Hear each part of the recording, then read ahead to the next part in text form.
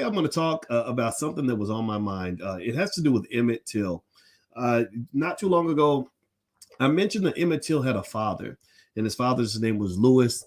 And I talked about it a little bit on Instagram, and it really offended a lot of people. And I want to kind of dive into that and why Black fathers matter, and whether or not we as a community have been trained to forget about the importance of fathers. We're going to break this down for you. So get comfortable, buckle up your seatbelt. We're going to get started on drboycetv.com right now.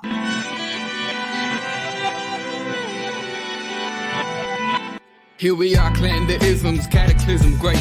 Our people out here struggling, trying to make it in this state. Everybody out here doing it, but we the ones too late. Now family, we the ones who gotta delegate. Get that money in the power, never be fake. Stick to cosign for 3.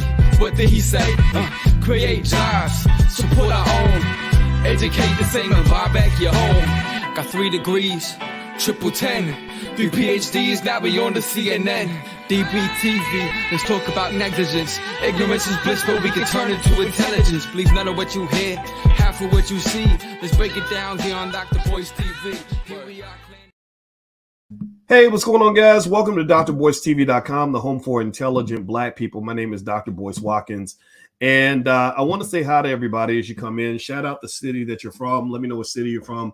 I see Terrian DeVoe and Mo Shabazz and Shonda and Lynn Patterson and Torrey Turner. Good to see you. Rocco Killer says, there you go, Boyce. Bezo 64, good to see you. Torrey out of Dallas, Texas. What's up, Jay Wyndham? How are you? Happy Veterans Day. Oh, that's a Valentine's Day. Wait a minute, stop February. Shonda out of Illinois. Shout out the city. Let me know what city you're from. All right, so what's going on, everybody? Also, as we get started, please hit the thumbs up button. Thumbs up, thumbs up, thumbs up, share, subscribe. You guys know that all the strong, independent Black media, the goal is to keep us away from each other. So the way for us to stay connected is for you to hit the subscribe button and make sure you hit the notification bell. The notification bell will let you know when I go live. And I'll say what's up on Instagram. My Instagram is the real Boyce Watkins. Be careful because there's a lot of fake accounts out there, and I don't want anybody to scam you or anything like that. So anyway, all right. So let me tell you all what was on my mind today. I just got back from DC. I went to the Reparations rally that was hosted by Tariq Nasheed and Jade Arundel, aka Linus Crown. Saw a lot of great people there. Kaba Kamene, Professor James Small. I saw Dr. Ma'at. Just so many amazing Black people. And there were some others there, and I may have forgotten a couple of names. But overall, it was really great because you really see a lot of momentum being gained on the things that Black folks really, not every Black folk wants. Every Black person wants these things, right? People are different, but there are millions of us. In fact, give me a yes or no in the chat if you believe that reparations are called for. Give me a yes in the chat if you agree that we are owed some sort of compensation for what we've gone through. Give me a yes in the chat if you agree that we deserve some sort of payment for all the wealth that was stolen and all the inequities that have occurred over time. Give me a yes or no. All right, yeah. So one guy who's a big champion of reparations, who's been fighting with reparations lawsuits for many decades, is Dr. Claude Anderson. I got a chance to sit with Dr. Anderson for many, many hours when I was in D.C., and we talked about reparations. We talked about this ongoing fight, and I assured him that all of us, will continue that fight, for forever. Like, it's not like he has to do it all by himself. And so we talked for a little while. So anyway, one of the things that was on my mind today, and I brought it up, and I noticed that there was a lot of triggered reactions.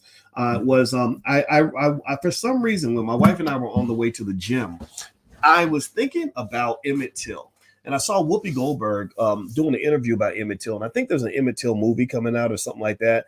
And I have nothing against the movie. I'm not here to just piss anybody off any more than I have to. But I saw Whoopi talking, and they talked about Emmett Till's mother, and I said, "Wow, Emmett Till's mother is an amazing lady." And I remember I worked with the Emmett Till Foundation. I partnered with their family years ago. Some of you who've been following me for a long time can remember back when we took on the rapper Lil Wayne, and he had made a disrespectful lyric about Emmett Till. In one of his songs, he said something like, if I have sex with a girl, her vagina is going to look like Emmett Till's face. And I just thought that was so disrespectful. And so I partnered with Emmett Till's family to kind of challenge him a little bit. and also to challenge his corporate sponsor. As a finance guy, I know that the best way to win a battle is you have to declare economic war. So we went after Mountain Dew, which was sponsoring his world tour, and we got Mountain Dew to drop their sponsorship of this tour. And I don't regret it one bit. I don't feel bad about it. I'm not apologizing for nothing, because at the end of the day, if when you talk about Black people, either say something good or keep our names out your mouth. That's just how I felt. And I just can't apologize for that. So anyway, I love what the Emmett Till sacrifice did for the Black community in terms of inspiring us to go on and to have this civil rights movement and everything else. I'm inspired by the courage of his mother to do an open casket funeral so everybody can see what happened to him. Okay, so with that sort of out of the way and making sure we're clear on that, I then started saying, well, what about his daddy? What about his father? Now, again, if you're not a man, maybe you don't get it, but I don't know how many of y'all feel that there's so many examples where we'll talk about Black families and Black people, and we literally act like the women are having babies by themselves. Did anybody else never notice that? When they talk about the Black community, they always looking at the women and want to know what the women think and what happened with the women and telling the women's story. But nobody ever stops and says, oh, wait, where was his father? Like, what was going on with his dad? And I'm sensitive to that because I had a dad and I am a dad. And it's like, we're not invisible. We exist, and I'm not here to hurt anybody's feelings, because sometimes you have to see the value of a good father to really know the value of a good father and to know what you're missing when you don't have a good father. If you never had a father or never had a good father, you may not even know why fathers matter. I can tell you my experience. My father, his name was Boyce. He was not, I don't think he was a good dad. I talked to my so-called, I talked to my blood siblings that I didn't grow up with. They lived in the house with him. They didn't say good things about him, so if no one had stepped in to replace him, which my father did, my father that raised me stepped in and replaced this other person. If no one had replaced him, I'd probably be in the same category. I'd probably be like, well, fathers ain't that important. Who cares? I mean, kids are fine. They got a mama and that's it. But I really want us to stop for a moment and really remember consciousness. Consciousness is awareness, right? We talk about being conscious. Conscious means you have to stop and look at the things you take for granted, the things you've relegated to your subconscious, the things you don't think about. And you got to think about it. You got to kind of watch the clock for a minute and watch how the clock is moving. You got to stop for a moment, have that moment of alignment with what's going on around you. And I want you to really process how we really talk about the Black community as if fathers just don't matter and don't exist. How we literally we will talk all day about the strength of the single mother and what the kids had to overcome and everything else. And I become a little bit awkward. I end up offending people because I see things in a more practical way. I'm a mathematician. For me, in the mathematics world, 2 + 2 is always going to be 4, even if it hurts your feelings, right? They're like 2 + 2 is never going to be 188. Even if, no matter how many protests you have, 2 + 2 is still going to always be 4. It's just not going to change, even if you are offended by the fact that 2 + 2 = 4. Like you might say, no, that's not right. 2 + 2 should really equal 95. But that's just not going to ever occur. You can pretend like it. You can live in a fantasy world, but that's not reality. Why do I say it that way? Well, because a lot of times we get to the point where we want to believe that a child who has no presence of a father in his day-to-day life, I'm talking about a man in the house, waking you up, telling you to go to school, giving you daily advice on a regular basis. I'm talking about, I shout out to all the weekend dads, shout out to the fathers that are involved with their kids, shout out to people that are making it work, right? Non-custodial, I get all that. I understand. Relationships are complicated. Sometimes it ain't your fault. But that ain't the same. I'm sorry. I just have to tell you, on behalf of all those who had both parents in the house, it ain't the same. My father visiting me once a week wouldn't have been the same as having him up my ass every single day. It just wasn't. It just wasn't. I could have got away with a whole lot more if I only had to see my daddy once a month. I could have got away with a whole lot of shit that I was trying to do when I was 16. Right. So here's what I kind of want you to process for a moment. Right? And I want you to process it in a way where we don't spend our time getting offended because a Black man is saying these things to you. Can I say these things and still be loved? Can I say this? Give me a yes. I need us to be conscious, and give me a yes if it's okay if I say this. And even if it's not quite in alignment with what you believe, we can still hear each other. Give me a guess. I'm going to ask you a basic question. Why is it that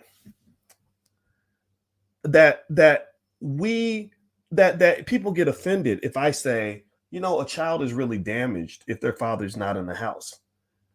But yet you understand completely if I say a child is really damaged if their mother's not in the house.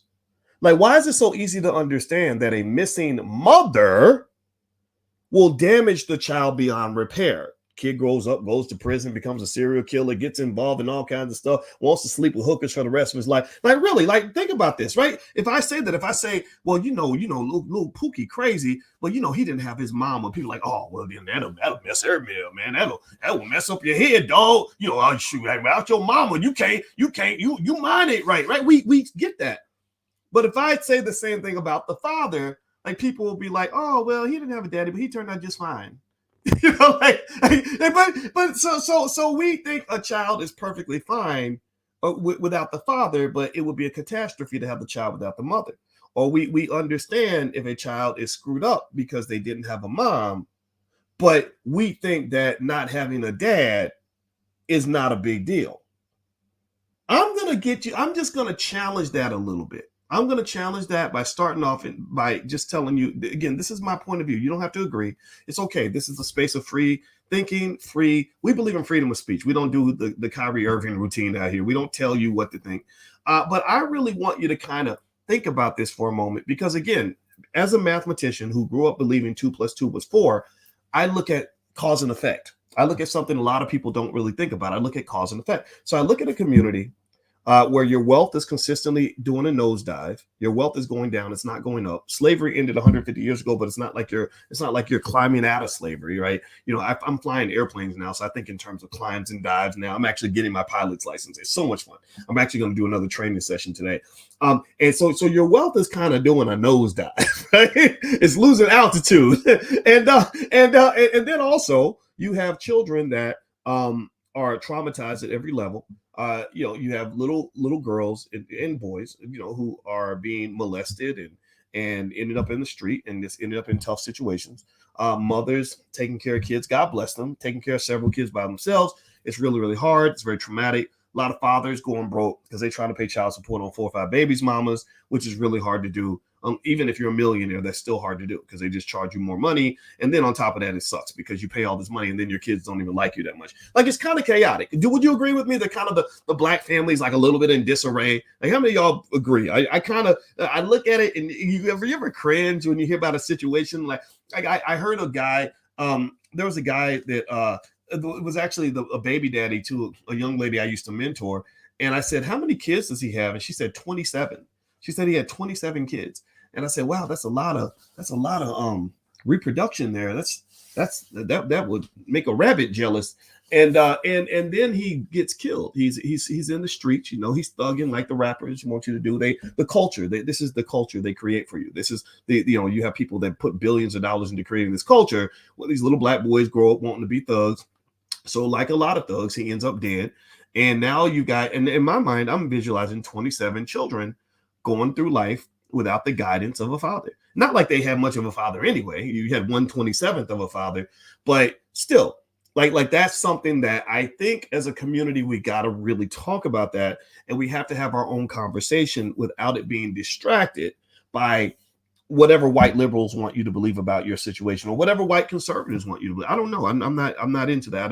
I don't vote for liberals or conservatives. I just don't do it. I'm not going to. You can't talk me into that. You can do what you want, but you're not going to talk me into doing nothing I don't want to do. So anyway, as I move forward, do me a favor. Could you please hit the thumbs up button, thumbs up, share, subscribe, hit that notification bell. That's really important. If you already subscribed, make sure you hit the notification bell so you'll be notified when I go live. So please make sure you do that. Also, I want to give a shout out to, we allow a few vendors to sponsor the platform. TheAmazingMagnet.myshopify.com. I'm going to read this. This is the patent. This sister actually invented, it looks like a cell phone that rings, like you wear it as a ring, but it's actually a phone. So it's like a ring phone kind of thing.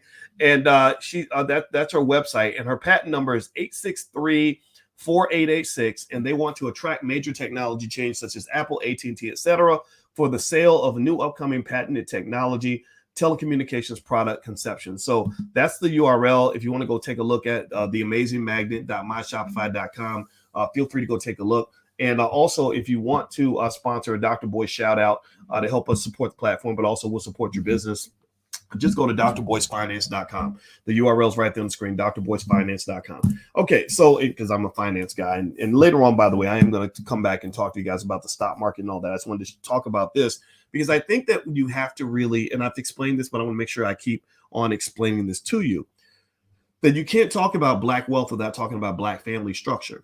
Every study that I could ever show you on earth shows you that when people work together as a team, when you, AKA a family, you're going to typically have more wealth and more financial security than if you don't have a family. The best way to think about, one way to think about it would be, think about when you were little. Anybody ever grow up in a neighborhood where you knew that family, that where every kid, the kids in the family had like 8 brothers and sisters?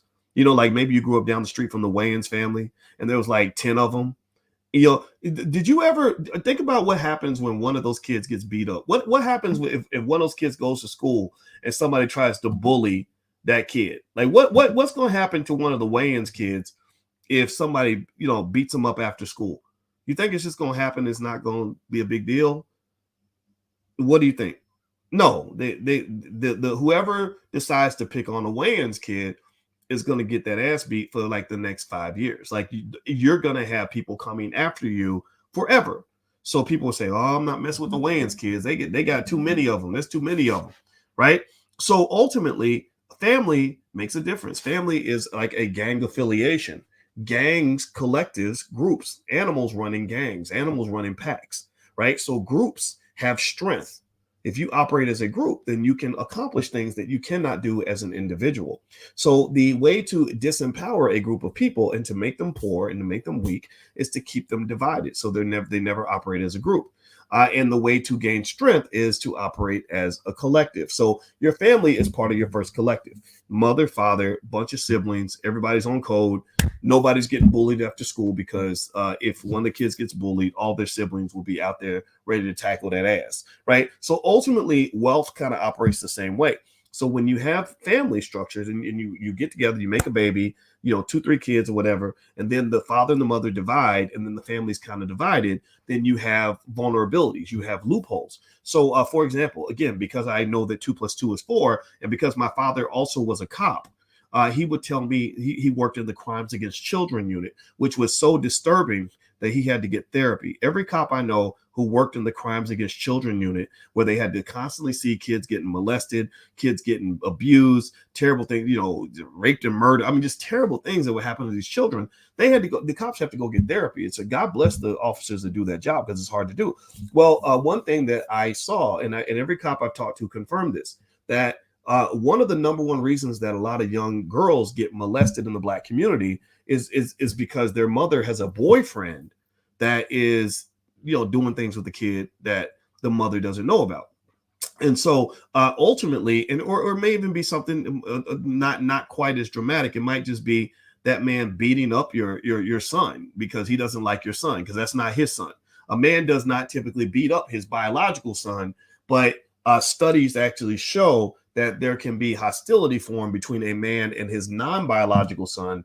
And even on the deep, if you really want to go deep with it, they actually say that non-biological son reminds him of the man that you used to sleep with. So there's like this competition, this animosity, this abuse that can come out of that. And this is true. Go watch the movie Baby Boy and you'll understand that. That was a really great example by John Singleton of what can happen when the son sort of forms this really awkward, unnatural bond with the mother, and then another masculine male comes into that territory. Next thing you know, this man is standing at the refrigerator butt naked drinking Kool-Aid. Y'all remember the movie, right? And the son is mad. The son don't like it because he's territorial, and the man's annoyed because the son is like, your son is 24 years old. He should be out of the house. So all these weird dynamics happen largely because from the beginning, we kind of aren't able to quite do it right. You know, we things happen, things go wrong. I'm not judging. I'm not telling anybody that you're wrong. I'm just saying that I'm going to lay out a fundamental premise that I'll believe till the day I die. And you don't have to agree with me,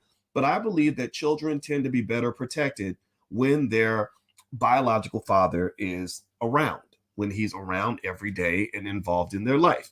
Now, why he's not there, you could talk about, you could debate that till the cows come home. But I think that is a premise that I hope that we can agree on. All right, so let me bring it back to Emmett Till. Okay, you guys know how I operate. I got to give you the whole breakdown. I can't just like sort of give you the quickie version. I got to really explain this to you so you understand where I'm coming from on this. So with Emmett Till's father, and this really pissed people off that I actually looked up his father, and I was literally on Instagram. And I said, he had a father, and people act like his father didn't exist. Let me tell you about Emmett Till's dad. Emmett Till's father's name was Lewis. Lewis was a man who married his mother when he was 18 years old, and then they gave birth to Emmett. Apparently, I guess he had a girlfriend or something, and the wife didn't like it. So there was a domestic violence incident, according to what I read. Maybe I think he choked her or something like that, and which obviously inappropriate, right? All guys listening, I don't think a man should ever put his hands on a woman for any reason. If she's getting on your nerves, you got to just learn how to walk away. And I know sometimes people will drive you crazy and make you mad, but I don't believe that a man should be putting his hands on a woman. But that's what happened. So he then goes to jail. He gets arrested, and when he gets arrested, the judge tells him you can either go to jail or you can go into the military. So he goes into the military. Well, while he's in the military, he was in, I believe, Italy, and he was accused with another black man of I believe, something pretty bad, like raping and murdering a lady in Italy. Now, the thing was, the trial didn't really wasn't a good trial. He didn't have any evidence presented to defend him. His lawyers were pretty crappy. And he even after he got locked up, he kept saying he didn't do it. He claimed that he was innocent. And so anyway, the government ended up putting him, sentencing him to death. So from what I understand, he was then eventually killed. Right. So what I thought about was, I said, so what the scenario was, and this is a scenario that does, kind of present itself in the movie, I imagine, is that you have this single mom who is doing the best she can. Right, dad's gone for whatever reason. You're sending the child down south.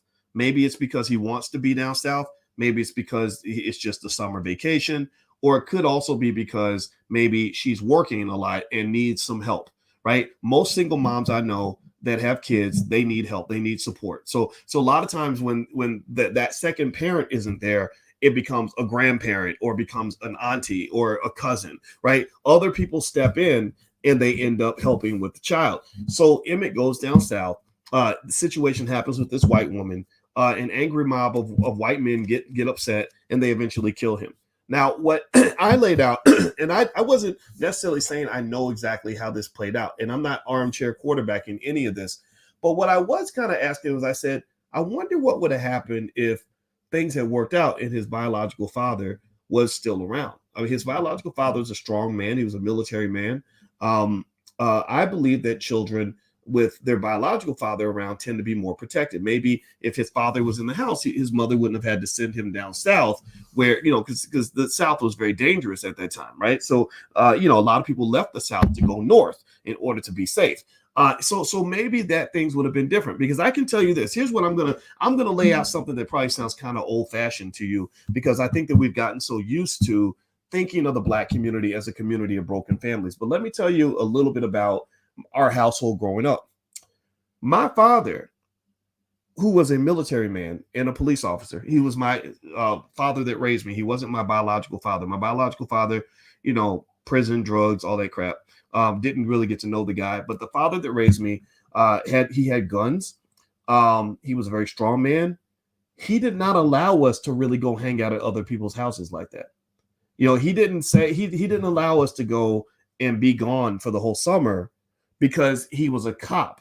He knew about all the bad things that can happen when the father's not there to protect the child.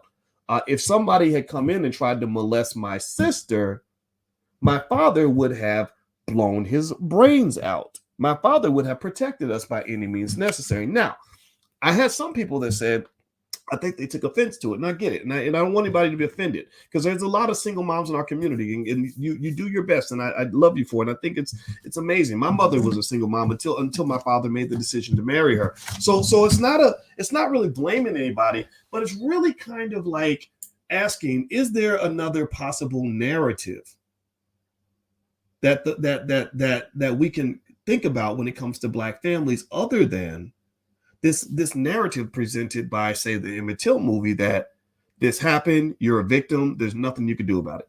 That when a group of white men decides to come and murder your children or rape your women, that's all that's going to happen until white people decide to stop doing terrible things to Black people. That narrative that offends me a little bit. That offends me. And I had some people that said that even if his father had been around, that wouldn't have stopped him from getting killed. Maybe not. Maybe you're right. But I do think this. I think that it's a little bit white supremacist of you to believe that whenever white men decide they're going to go and kill a Black man's child, that there ain't nothing Black men can do about it. And also it would be naive of you to believe that every Black person who got killed just sat there and said, well, you's white, sus, so get to choking me, get to beating me, son. You ain't nothing I can do to fight back. See, people don't understand this. If you go back to Black Wall Street, and there's a brother named Cody who does a great tour of Black Wall Street. He runs the Black Wall Street Liquid Lounge in Tulsa. He's actually joining us in the Black Business School because he told me stories about Black Wall Street that you never hear. And the story that he told was that the men in that community came back from the war. These men had guns. These men were killing the white men as they were coming to town to harm them. They weren't sitting around saying, oh, well, I hope that they don't come get us. The thing is, the white man is not the boogeyman. He's not some invincible monster that you can't stop. So this idea that Emmett Till having a father would have made no difference in him being killed is a white supremacist narrative, in the sense that I don't see white people ever feeling like they can't protect their children. I've never seen that. I really don't see it. I don't see Jewish or Asian people saying, well, you know what? If the government don't protect our children, then nobody will. Right? The government, we need the government. What are you talking about? Like, first of all, the government did kill Emmett's father, by the way. I mean, maybe he was guilty, but I don't know. He didn't even get a good trial, so you don't know that. Right? But this idea that you can't even protect your kids, that you are subject to a community that is 90 or 70 something percent or full of like these households where the kids don't even have a father in the house every day. I don't think it has to be that way. I just really don't. I get it. Things happen, but my Lord, are we giving up that easy? So here's the deal. One of the things that's happened with the Black community, in my opinion, and this does affect your wealth, this affects your many outcomes in your lives, is that they see your community as a broken, fatherless community. They view your Black men the way they view the rappers, because a lot of the Black men, unfortunately, don't get good mentorship or guidance on what manhood looks like. So they listen to rappers who talk about having, 8 babies, mamas, and killing people and staying high all day and drunk all day and throwing away their money. Any man who lives like that is going to be a complete loser. He's going to be a waste. He's going to be garbage. He's not ever going to be able to accomplish anything. He's not built for war. He's not built to defend or protect anything. He's not built for responsibility. None of that. And the thing about that, though, is that when you see these men that are created, you have to understand it takes a lot of work from a lot of parties to create a broken, weak-ass, pathetic-ass Black man. A lot of people have to participate in the process. Like it's like making a gourmet meal, except the gourmet meal tastes like shit. But it takes a lot of ingredients to do that. So first of all, you need white supremacy. You need a hip hop music industry controlled by a bunch of people who are not even Black, who are paying billions of dollars to mass promote messages of Black, of complete broken Black masculinity, where the men are just literally ignorant and incapable of accomplishing anything. You really need that's one ingredient. The second ingredient is that you need some fathers who don't necessarily want to take accountability and don't have the courage to actually take responsibility for anything or anyone, and don't want to actually grow. And then you need some mothers who also are okay with that shit. You need some mothers who are strong Black women who don't need no man, or maybe treat their sons like their husbands, or maybe allow their sons to grow up without any accountability, and treat him like a baby at the age of 25, so that he ends up getting with another woman, and she did not get a grown-ass man handed to her. She got a baby handed to her. So some woman, you dump your little weak ass, unaccountable son who's completely irresponsible. You dumped him on another Black woman who's going to sit around and have the same problems you have, because this culture is intergenerational. These cycles continue. Until you become conscious and aware and realize that all of us are guilty in this game. Every single one of us. All of us play some part in the creation of the little disasters that we have walking around our community sometimes. So ultimately, what I really think is that maybe if you really start from just basic ideas like, I'm here, kind of going into Uncle Boyce mode, and I feel a little bit presumptuous by doing this, but I'm going to do it anyway because I think that maybe there's some insights that might help somebody. So one thing I would say is this: if you're a woman and you are picking a man, you really have to think carefully about the kind of man that you pick. And then you also have to think carefully about the kind of woman that you are. Who taught you womanhood? Who taught you what a woman is supposed to do and how a woman is supposed to talk to a man, how a woman is supposed to conduct herself? And also, who taught you how to even pick a man? I'd see people picking men because they have money, or because he's got swag, or because his penis is big, or whatever it is. And literally, it's like insanity to me, because you really are punishing your children. Your womb is valuable. The keys to the universe lie within, between the legs of a Black woman. Like you literally give us all life, and you should be honored for that. But, that power of God, if it's used irresponsibly, then you can create a disaster that ends up ruining the lives of so many other people, starting with your child. So you, by you choosing to simply lay down with a man because he can give you a good orgasm, you might want to rethink that. You just might want to rethink it. I'm not second guessing anybody's sexual choices. My Lord, I would hate to do that. But I really think you got to understand, when you're getting your cues on what's normal from a society that is broken, busted, disgusted, and producing a bunch of pathetic, crazy weirdos, you probably need to understand that you got to get off the grid if you want to have something different. Unless you want your life to be just like the people on Love and Hip Hop. So that's the first thing is, I think that if a woman is picking a man, this is a little piece of real life advice, Uncle Boyce advice. Take it with a grain of salt, but I'm going to share this with you again because I'm a mathematician. I believe in cause and effect, and I believe the 2 + 2 is 4.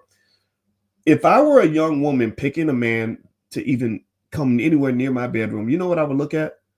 I would look at the man and ask myself, what man has he been getting his advice from up until this point? What man is the primary influencer of the man that I'm about to lay down with? What man? Because remember, this is the man that he's going to go back to get advice from when he's having relationship problems.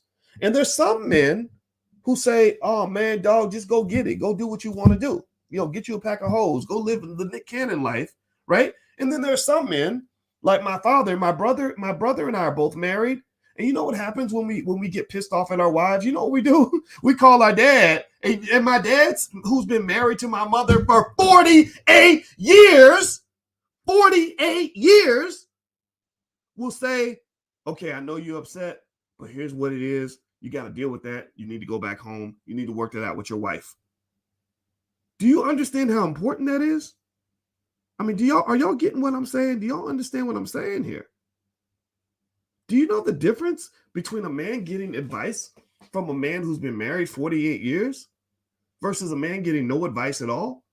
Or a man who's getting his cues of manhood from watching YouTube or videos or from the manosphere or from his favorite rapper? His favorite rapper ain't going to tell him to go work it out with his wife. His favorite rapper is going to tell him to go get a pack of hoes. That's what his favorite rapper is going to tell him to do. His favorite rapper ain't going to tell him to pick up a book and go see a therapist and try to grow and evolve. His favorite rapper is going to tell him to thug it out, get your strap, get your hoes, get your weed, get your liquor bottle, and live your best life. So unfortunately, and here's the thing, right? If you're in that category, like if you're a man that isn't getting good advice from another man who has created the life that you want to have, then find that man. Like you got to find somebody. Life is hard. It's complex. And when people go through life just simply doing whatever feels right at the moment, then you're going to make a lot of mistakes because life is going to, The world will convince you to just simply be a pleasure seeker your whole entire life. Just spend your life seeking orgasms and avoiding any complex, difficult situations. Avoid all accountability by any means necessary. If you make babies, then let the woman just take care of it and you'll be fine or whatever. And the problem is that, number one, it ends up harming the community, but then you have to care about the community to even care about what I said. And number two, those chickens do come home to roost. Those chickens come home to roost. I mean, a lot of senior citizen centers are filled with old men who were players in the 1970s and 1980s who didn't invest in any other people. So therefore, they grow old and they die alone.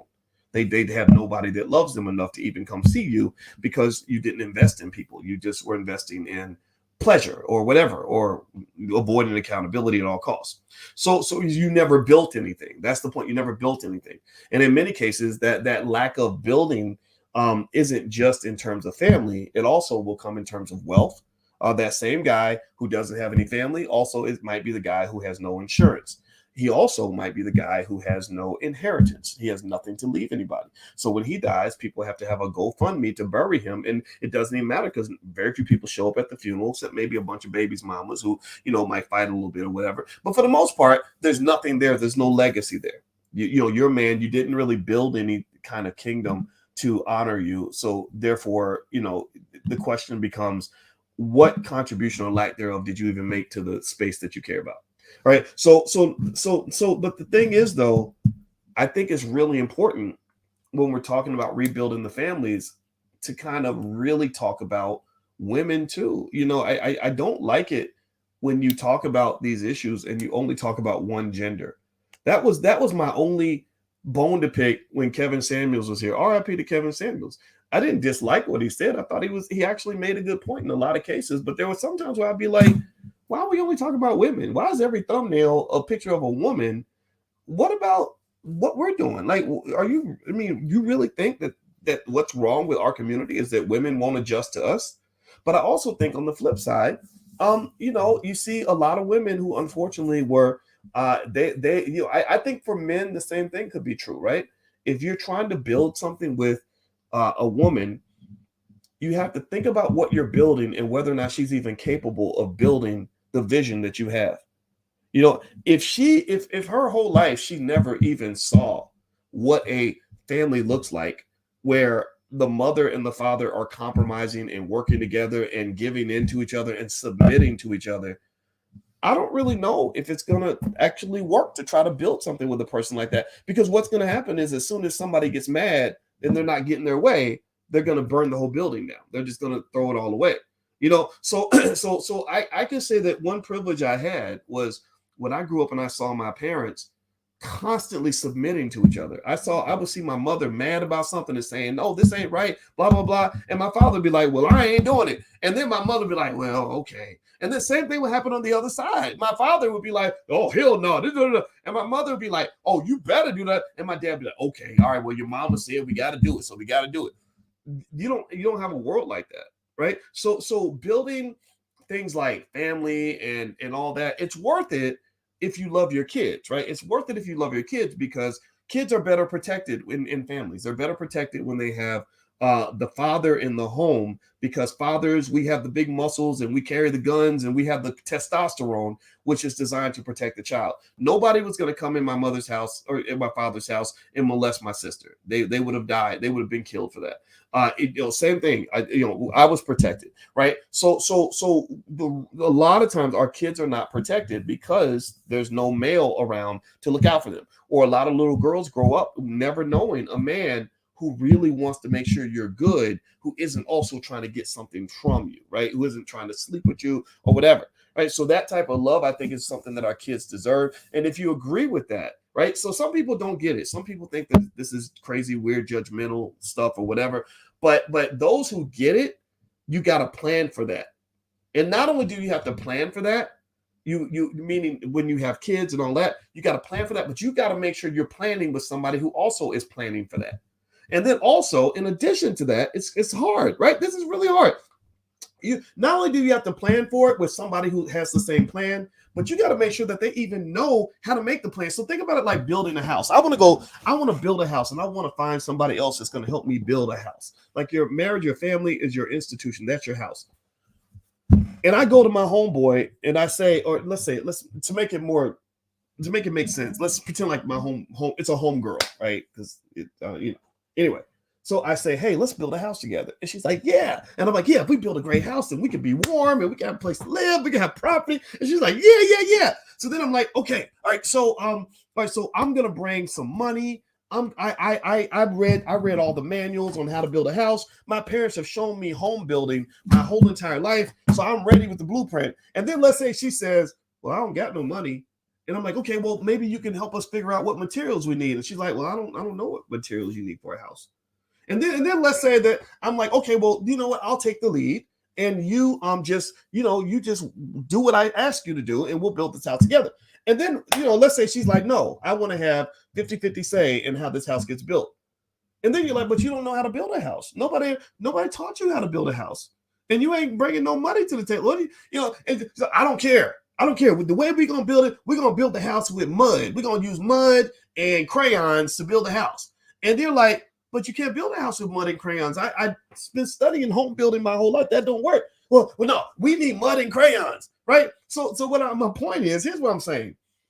You can't build a solid family structure with somebody who is either ignorant on what a family even looks like, or maybe they have a fairy tale fantasy of what a family looks like. See, so sometimes if you grow, I honestly, I think, if you're a man and all you've heard about women is what your father told you, but you never actually talked to a woman or never had a woman actually in the house with you, you would probably get a false perception of what a woman is, right? Like, you ever see those guys that maybe they see women in magazines and they think every woman's supposed to weigh like 110 pounds or whatever, like they have a false illusion of what a woman is. Well, the same thing happens with women. When some women who didn't grow up watching the ugliness that can occur in a real marriage, they have a fantasy. Their mother tells them, well, if a man loves you, he won't do this. And if a man is the right man, he'll do this and he'll do that. And he won't do this and won't do that. So they'll carry that. And so they have this list of 30 things. I knew somebody like that. She had a list of 28 items that she said that a man needed to have for her to want to be married to him. So she's now in her 50s, never found the right guy, has dated about 80 men. None of them fit her list of 28 things. And I kind of said, I think you're looking for a man that isn't real. I know a lot of men. I've been around men my whole life. I've been one my whole life. And I don't know if I could actually meet everything on that list. That's a really long list. Like, who gave you that list, right? It's a fantasy list. It's a bullshit fantasy list that she got from magazines and other women or TV shows, but it's not based on a real life relationship with a man, because no man has ever been able to meet all those crazy standards, right? So ultimately, a lot of times you're trying to build this house. So let's go back to the analogy. So you're building this structure, this family, this house, and you're trying to build it with somebody who has no resources, to give. Some people can't give you anything emotionally. Maybe they're too stubborn, doesn't want to learn, doesn't want to take guidance from you, has no experience building a house. What the hell kind of house do you think you're going to get? What kind of house do you think? Do you think the house is even going to get completed? And if it does get completed, is that going to be a nice house? No. It's not. It's going to be a gingerbread house. It's not going to be real, right? And it's probably not going to be a sturdy house. So a lot of the things so here's my formal specific advice. Now, some of y'all wonder, like, sometimes, you guys know I'm a wealth guy, but I got to talk about family if you're going to talk about wealth, because they're directly connected. And those who keep their families together tend to be wealthier. But also, what is hard about it is that there's a lot of pre-planning in terms of picking the right person and making sure that they get the right training, and also that they're willing to learn the things that they need to learn to fill in the void. So let's say that you are a person who never saw what a family looks like, or you're a man who never saw what a man does. Well, you got to say, well, where am I going to learn these things? And you got to be open enough to learn. You got to be humble enough to say, I don't know everything I need to know. I'm going to go find some men that I trust who are living the life that I want to live. Like, so if I get married and my goal is to be married 40 years, I go find a man who's been married 30 years, 40 years, And that becomes one of my advisors. Like, okay, my wife is doing this. This is getting on my nerves. How do I deal with that in a way that's going to help me achieve this goal? The same thing is true with women. Women have to take counsel. Your single girlfriends are not good for you, because they're gonna help you avoid accountability. They're just gonna tell you that everything that he did was wrong and everything you did was right, and that it ain't your fault, and that you're a wonderful person, you're perfect just the way you are. They're gonna tell you all that crap that's gonna like probably keep you like unhappy for the rest of your life. I'm sorry, that's just what I've seen, right? I think that talking to somebody who has achieved what you want to achieve is a better way to get the advisement that you need. It's like if I want to start a multi-million-dollar business, I do not go talk to my friends who are broke. If I want to start a great company, I don't talk to people who haven't built anything or who have destroyed things in their life. So my first thought is, if you are my teacher on anything, I need to look at what you've actually done, and if it actually gave you the outcomes that I want from my own life. And then going back to that last point, this is so critical. I'm just thinking about this because this is all investing, by the way. This is all, I can link all this back to investing in financial theory. I promise you. It's because the biggest investments you'll ever make in your life are actually your time, your energy, your love, your peace of mind. Like, all these things are massive investments that you make in other people. And I see a lot of people making those investments in people because she has a big booty, or making that investment in a man because he's tall and handsome and fits some sort of image that you got out of a magazine of what kind of man you wanted, instead of really thinking about 5 steps down the road to say, okay, if my child is sick, is this the kind of man that's going to make sure my child gets what they need when they're sick? If we get a divorce, is this the kind of man who's going to insist on having a role in the life of his children no matter what? If we run into a problem as a family, is this the kind of man that's going to go bust his ass to make sure that the family's taken care of? And it's not, and the thing is, you can't even ask the person directly. Like, you can't say, so if this happens, what are you going to do? You could try that, but I've learned that you don't listen to what people say. You got to look at what they do, and you also have to look at what they learned, what they saw. Right. So if you never saw examples, like if you are if you're talking about some guy who just kind of thinks that men should just do whatever they want, and they never saw a man really committed to anything relationship wise for a long period of time, I don't know how you can think that man is ever really going to be committed to you. I just don't, and I think the same thing might be true. The same thing is obviously true on the other side too. If I'm trying to build something sturdy and solid, I would rather build that with a sturdy, solid woman who really is willing to do the work to actually do that. It's like if I want to run a marathon, like I run marathons with my wife, and the reason that I lost weight and finished the marathon is because my wife is a person who doesn't stop running.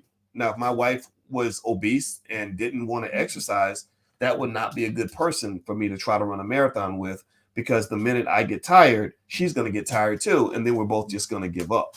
So get with people that want to run marathons. If that's what you want to do, emotional marathons. Like, if you are in it for the long haul and you really want to build a solid family and you want your children to benefit from that and to be protected, just know that there's a lot of sacrifice that comes with that. It ain't for the faint of heart. It's really hard to do, and it takes a lot of work, and you have to be committed yourself, but you also have to commit to someone who is also going to be committed, or you end up just doing it all by yourself. So anyway, that's my 2 cents. And I want to make sure that, just going back to Emmett Till, that my statement about the father is not something meant to be disrespectful of anybody. It's really to say that I think that if you're talking about the future of this community, we must include the men. So in politics, I know that the politicians, the Democrats, think that they can just get all the black women to go, do, wear chucks for Kamala and do all these other things that they do to support their politicians. But the men must be included in the narrative. You cannot act like the black man is not here, that he's not real, that he doesn't exist. We are here, we are present, we are powerful. But I also encourage men to use that power respectfully, use that power in a way that is giving, use that power in a way that is selfless, use that power in a way that's going to benefit someone other than yourself and other than your ego. Because a lot of this culture, this false culture they create, the rap culture that somebody else created that's getting all these guys killed, all that does is pour into ego. And that is a horrible way to be a leader. I would never trust a leader who leads with his ego. So stop thinking about yourself and start thinking about something bigger than yourself. If you do that, then you can become an asset to the community and not a liability. That's my 2 cents. That's what I believe, and I'm standing by it. All right, guys. Well, thank you for listening. It was great talking to you. Hit the thumbs up button, subscribe, share, all that stuff along the way. Also, we're doing some interesting things with stock options and stuff like that in the Black Business School. So if you would like to join us in any of that, just go to boycewatkins.com, or if you're on Instagram, you can hit the link in the bio. I'll come back in a little bit later and talk to you guys about what I'm seeing in the stock market. It's really an interesting time right now. And but for now, we're going to bounce on out. So have a good day. Love you. I'll see you soon. Peace.